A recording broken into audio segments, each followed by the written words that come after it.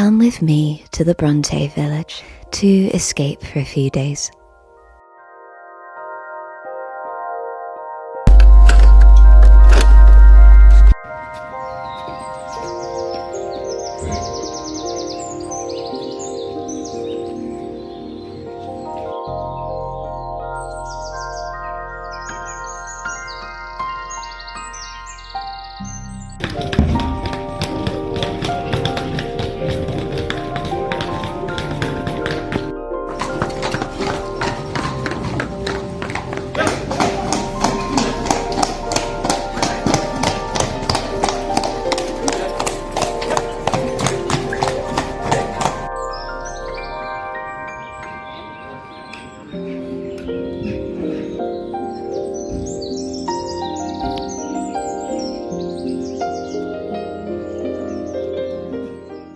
I wanted to go to the Black Bull to get something to eat, but when I arrived they told me they had pretty much run out of everything.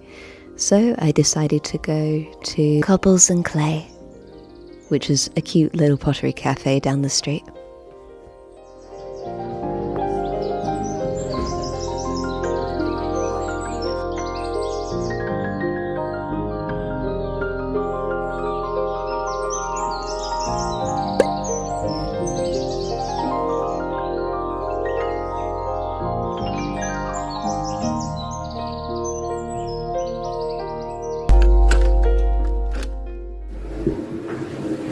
I'm just about to go get dinner from my hotel.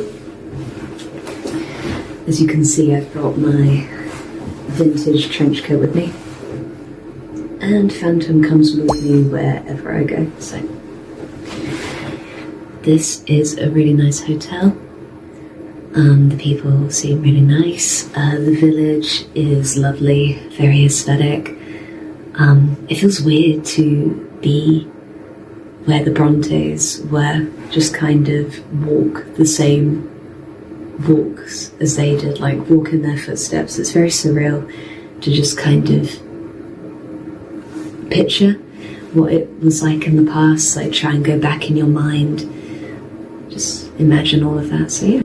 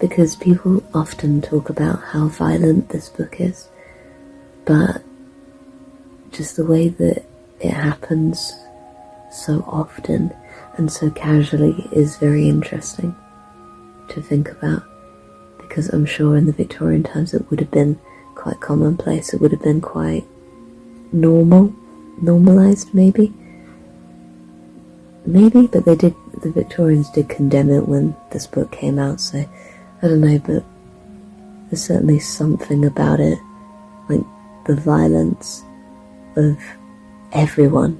It's not just Hindley towards Heathcliff, like Kathy is violent too. Like everybody throws hands in this book, like man, woman, child, everyone's out for blood. And that's interesting, isn't it? It's a systemic issue here.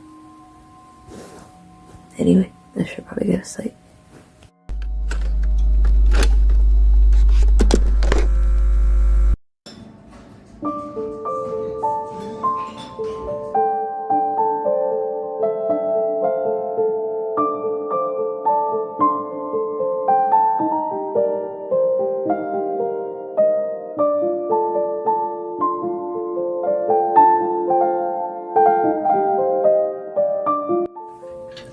think this is perfect.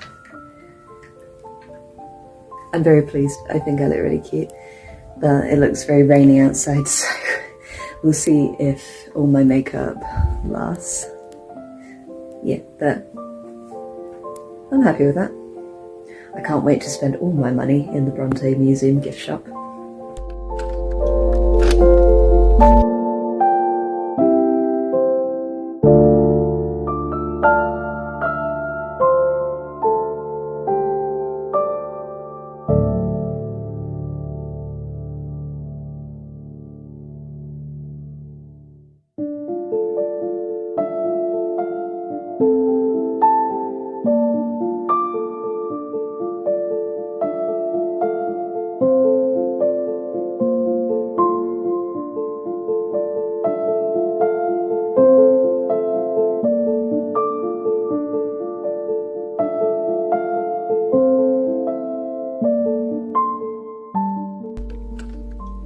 I wasn't allowed to take any video recording inside the museum, so here are lots of beautiful pictures.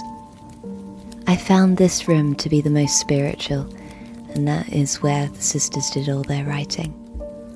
It's strange to think that somebody's home, what was somebody's home, is now considered such a sacred space.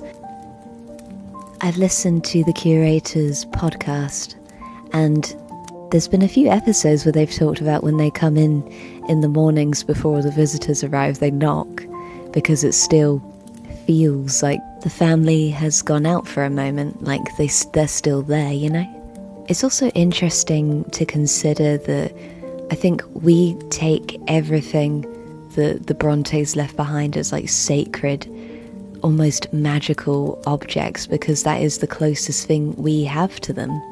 There are no photos that we know of that have ever been proven to be the Brontes. We don't have those representations of them, so their home, the objects they left behind, their papers, their teacups, that's the closest thing we can have to them. That's the closest connection to them.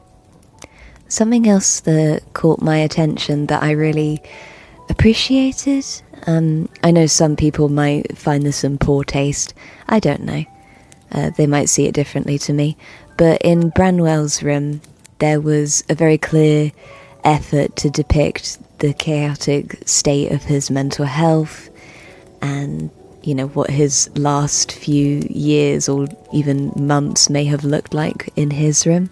For someone like me who has been very close to people who have problems with addiction, I appreciated this.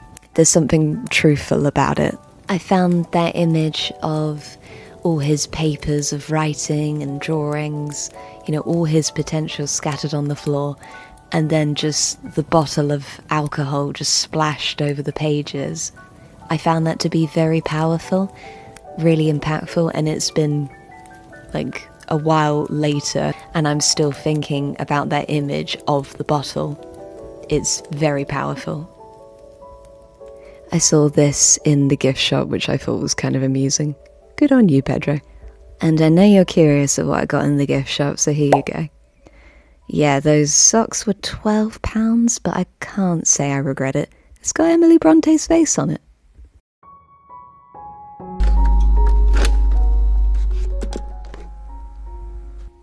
This is the Brontes family church where their father worked at.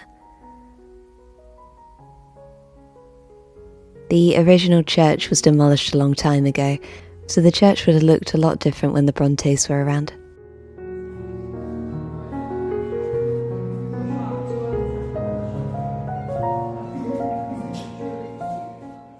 Just below this pillar is where most of the family is buried, except for Anne, she's buried in Scarborough. But yeah, strange to think that they were just underneath my feet here, in the vault.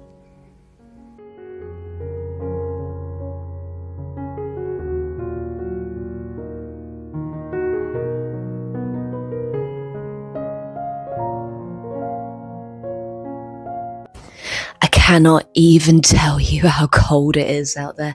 It's the kind of freezing that when the wind blows, your hands just sting. and just kind of freeze up.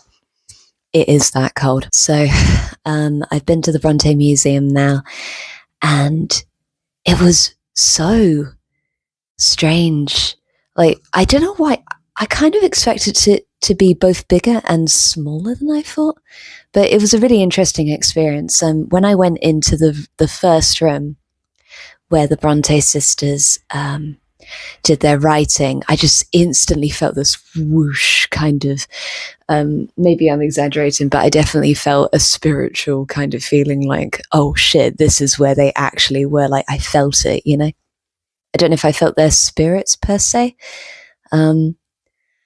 Yeah, it's just a very interesting vibe around here. Like, it's eerie. That's the only way I can describe the village, and kind of, because when I was going to sleep last night, it was so silent. It was so quiet in the village, just like the surroundings, that it was almost like tension. It was so quiet. And I almost, I was going to open the blinds to look out at the village on the night view, but I was actually, maybe because I had been reading the chapter about Kathy's ghost, I did kind of expect to see Kathy just standing right in front of my window, or like the Bronte sisters, but like, I imagined them in a kind of like tuberculosis state, like, because obviously that's what happened to them before they died. So I kind of imagined the two of the sisters just being like, I did spend a long time in the gift shop. I probably did spend more time in the gift shop than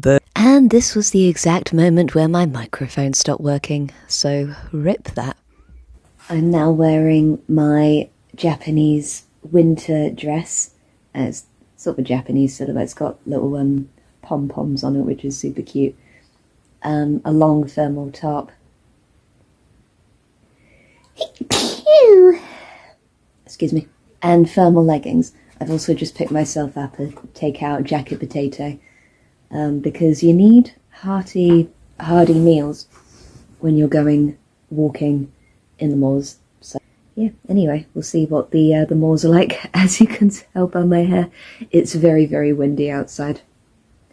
I'll have my scarf, I have my vintage 80s leather trench coat. Hopefully, I mean, when I went outside just now and all of this, it did help, so I think this is the right way to go.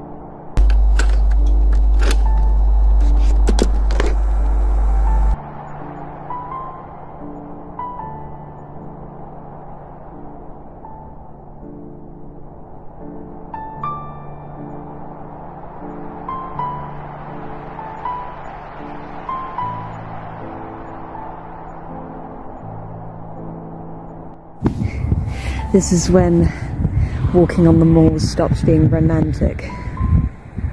Mud. I kind of forgot about that.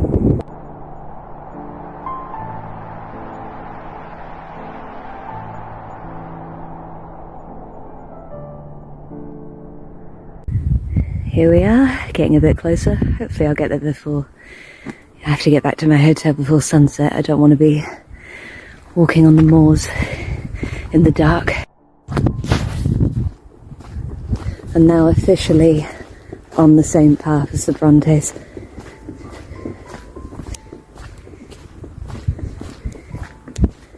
Amazing.